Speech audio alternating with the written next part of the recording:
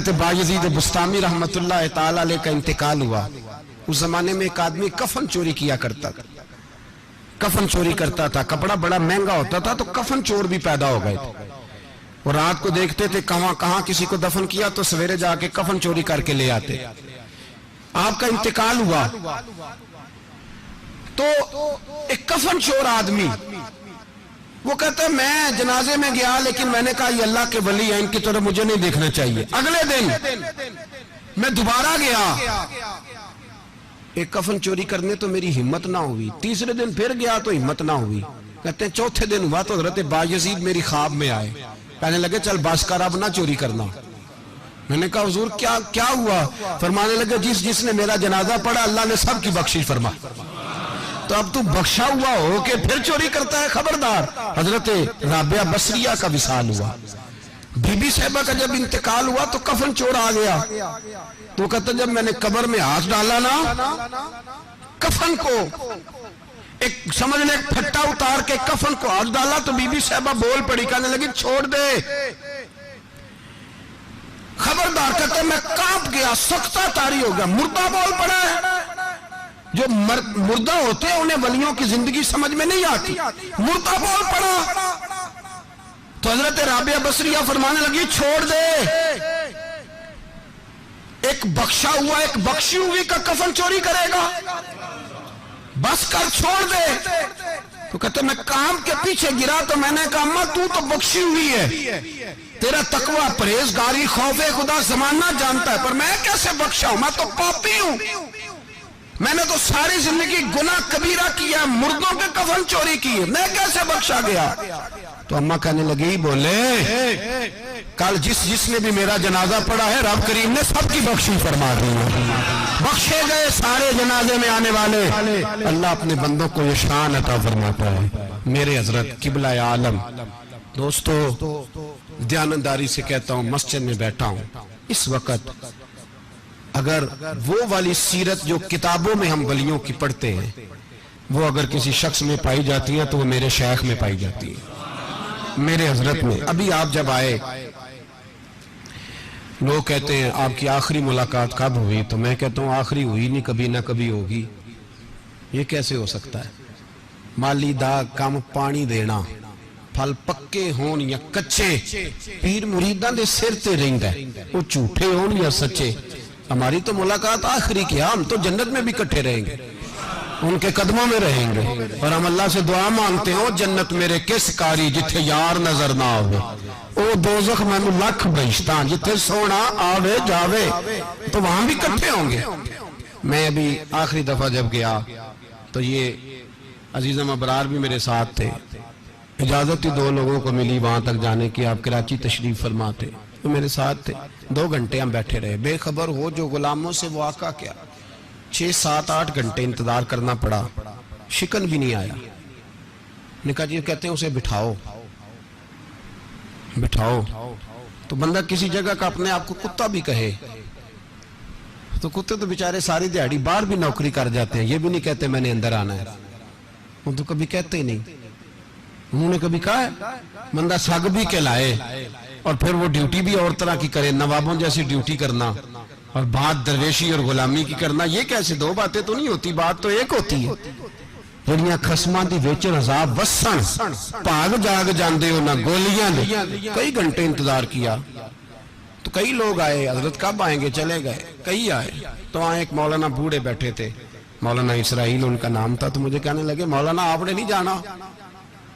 میں نے کہا جی ہم نے کہاں جانا ہے, ہم تو یہاں رہنے کے لیے آئے ہیں. جب ان کی 1-2 شخص نے تھوڑی سی میرے اوپر تنقید کی نظر بھی ڈالی کہ یہ کب سے آیا ہے, تو کچھ ہوتا تو ملاقات نہ ہوتی, اور ہم ہیں بھی نہیں, ہم کچھ بھی نہیں. ہمارا تو 4تھے درجے کے نوکروں میں نام آ جائے تو بڑی بات ہے. 4تھے درجے کے نوکروں کو بھی کس میں ہوتی ہے نا, ایک سیکٹری ہوتا ہے, ایک چوکیدار ہوتا ہے, ان کے پاس بھی چابیاں وابیاں ہوتی ہیں, ایک بار والا ہوتا ہے, ایک 4تھے 5ویں درجے کا نوکر ہوتا ہے جس کو کبھی کبھی بتایا جاتا ہے چل گاڑی دھو دے, چل تو آ جا. ہم تو 4تھے درجے کے نوکر بننے کو بھی بھائی بڑے تیار ہیں اور ایمانداری سے تیار ہیں, وہ رکھ لے بس مہربانی. تو حضرت بیٹھے رہے, دیر ہو گئی, تھک جاتا ہوں, تھک گیا. بات آگے نکل گئی. اب بیٹھے تھے تو تنہائی تھی. مجمع ہوا نا جب مجمع پار محفل پہ حضرت ہمیں نہیں ملے, بار سیدھے مجلس پہ کئی سالوں کے بعد ملاقات ہوئی. چر ہویا مینو ترلے لیندے کدی موڑ میرے ول واگاں, خواب میری ایک وار جے آویں میں ساری عمر نہ جاگاں. دیر ہو گئی, میں بڑا ترسا ہوا بیٹھا تھا. کئی گھنٹے بیت گئے, بیٹھے رہے. مرضی ہے نا جی, یہی رس بولے تے دی مہربانی. تو دیر کے بعد جب وہاں پہنچے نا اسٹیج پہ سامنے حضرت کے پاس, حضرت سٹیج پہ آ گئے تو میری طبیعت ہے کہ میں جب اپنے شیخ کے پاس بیٹھتا تھا تو سب سے پیچھے بیٹھنے کی کوشش کرتا تھا, اس لیے کہ بڑھ بڑھ کے آگے ہونا کمال نہیں. کو پکڑ کے آگے کرے تو پھر بھی تھوڑی سی نوکری قبول ہونے کی بات سمجھو. پیچھے بیٹھ گئے ہم لوگ, میں بھی اور ابرار بھی, ہم پیچھے بیٹھ گئے. اب وہاں علماء اور مشائخ کا ڈھیر لگا ہوا تھا. حضرت کی نظر بظاہر خاصی کمزور ہے, لیکن جب بیٹھے تو یہ میرے ساتھ موجود تھے, آپ گواہی لے سکتے ہیں. حضرت نے فوراً نقیب محفل سے کہا کہ وہ پیچھے بیٹھا اسے تو آگے بلاؤ.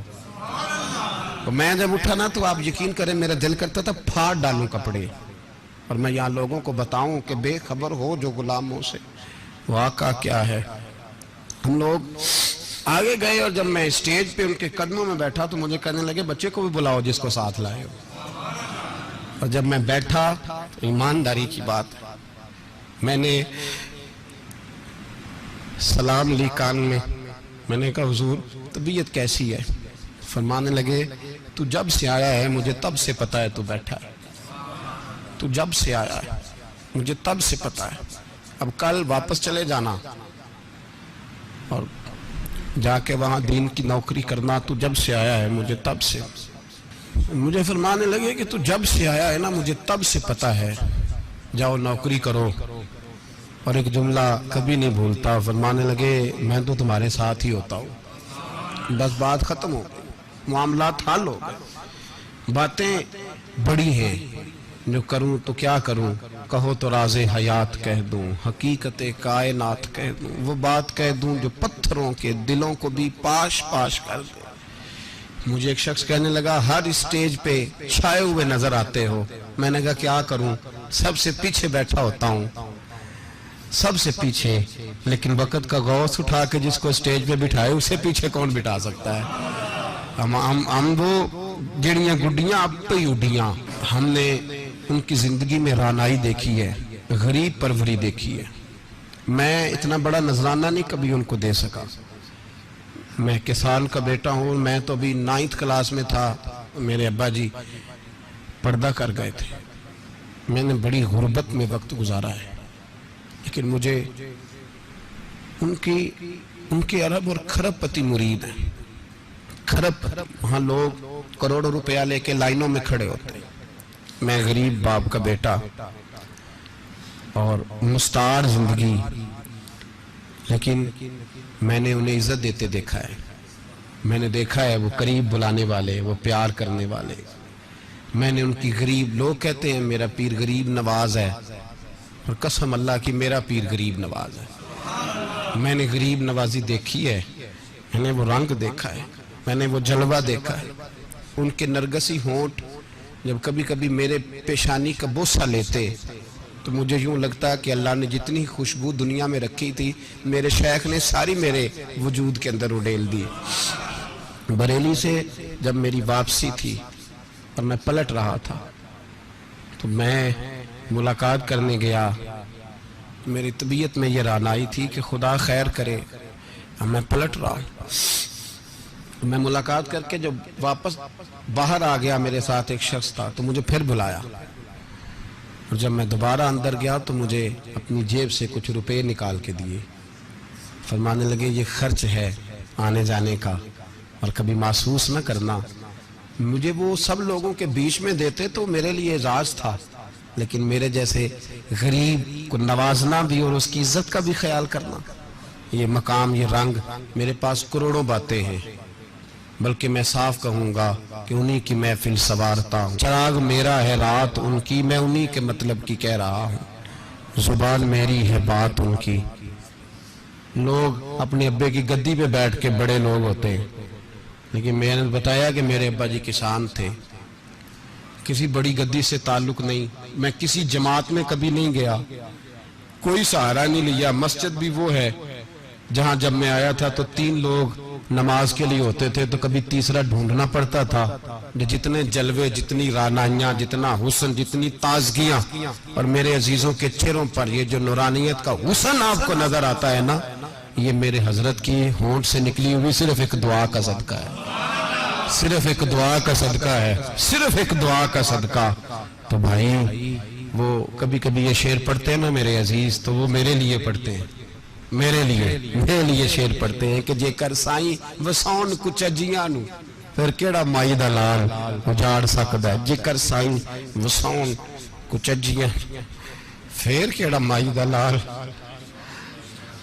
طاقت ہے کسی کی، ہمارے سامنے بھی کوئی کھڑا ہو سکتا ہے، کوئی باطل کوئی ہمارے سامنے بھی کھڑا ہو سکتا ہے۔ آپ یقین کریں جتنا دم خم اللہ نے میرے شیخ کی وجہ سے ہمارے سینے میں رکھا ہے، جہاں ہم ہوتے ہیں وہاں ہم ہی ہوتے ہیں۔ میں کوئی سہارا نہیں لیا زندگی میں، کسی کا نام لے کے اپنے آپ کو اونچا نہیں کیا، بس یہ تیری نظر کا کمال ہے اور میری زندگی کا سوال ہے۔ اور اس نظر پہ میں نے کہا مریں گے تو کفن پہ بھی نام لکھائیں گے، اور مریں گے تو قبر پہ کتبہ بھی تیرے نام کا لکھائیں گے، اور یہی جلوے لے کر کے انشاءاللہ جائیں گے، اسی نام سے پہچانے جائیں گے، اور انشاءاللہ وہاں بھی غلاموں کا رنگ نرالا ہی ہوگا۔